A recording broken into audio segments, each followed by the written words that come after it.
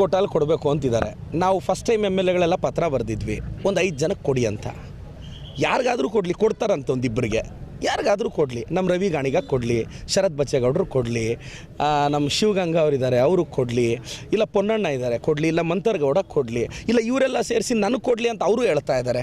ಗೊತ್ತು ನನಗೆ. ನಮ್ಮ ಚಿಕ್ಕಬಳ್ಳಾಪುರ ಜಿಲ್ಲೆಗೆ 50 ವರ್ಷ ಆದಮೇಲೆ ಒಬ್ಬ OBC ಹುಡುಗನಿಗೆ ಸಚಿವ ಸ್ಥಾನ ಒಲಿಯುತ್ತೆ ಅನ್ನೋ ಗಟ್ಟಿ ನಂಬಿಕೆ ನನಗಿದೆ. ಯಾಕಂದರೆ ಇದು OBCಗಳ ಧ್ವನಿ, ನಾನೇನು ಕೇಳ್ತಾ ಇಲ್ಲ.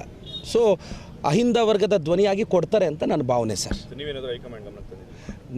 ನೀವು ನಂಬ್ತೀರ ಎಲ್ಲೋ, ನಾನು ಇದುವರೆಗೂ ಮುಖ್ಯಮಂತ್ರಿಗಳನ್ನ, ಉಪಮುಖ್ಯಮಂತ್ರಿಗಳು ಯಾರನ್ನೂ ಬಾಯ್ಬಿಟ್ಟು ಕೇಳಿಲ್ಲ ಮಿನಿಸ್ಟ್ರ್ ಮಾಡಿ ಅಂತ. ನನ್ನ ಕೆಲಸ ಇಷ್ಟ ಆದರೆ ಮಾಡ್ತಾರೆ, ನಾನು ಕೇಳೇ ಇಲ್ಲ. ನೀವು ಬೇಕಾದರೆ CM ಅವ್ರನ್ನ ಕೇಳಿ, ನೀವು CM. ನಾನು ಇವತ್ತಿಗೂ ಬಾಯ್ಬಿಟ್ಟು ಕೇಳಿಲ್ಲ. ಆಶೀರ್ವಾದ ಮಾಡಿ ಸರ್ ಅಂದಿದ್ದೀನಿ, ಅವ್ರು ಸ್ಮೈಲ್ ಕೊಟ್ಟಿದ್ದಾರೆ ಅಷ್ಟೇ. Thank you sir.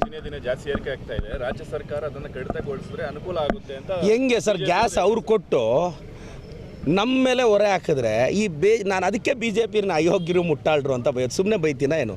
Gas control ಇರೋದು ಅವ್ರ ಕೈಯಲ್ಲಿ, ಪೆಟ್ರೋಲ್ ಇರೋದು ಅವ್ರ ಕೈಯಲ್ಲಿ, ಡೀಸೆಲ್ ಇರೋದು ಅವ್ರ ಕೈಯಲ್ಲಿ. ಈ 300 ಜನ ಅಂಧಭಕ್ತರಿದ್ದಾರೆ ಸೋಷಿಯಲ್ ಮೀಡಿಯಾದಲ್ಲಿ, ಒಬ್ಬೊಬ್ಬನ 10 ಫೇಕ್ ಅಕೌಂಟ್ಗಳು ಕ್ರಿಯೇಟ್ ಮಾಡಿಕೊಂಡು.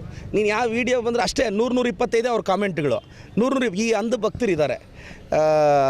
ಇವರಿರೋವರೆಗೂ ಏನೂ ಮಾಡೋಕ್ಕಾಗಲ್ಲ. ಕೇಂದ್ರದಲ್ಲಿ ಮೋದಿ ಅವ್ರನ್ನ ಮಾಡೋಕ್ಕೆ ಹೇಳಿ.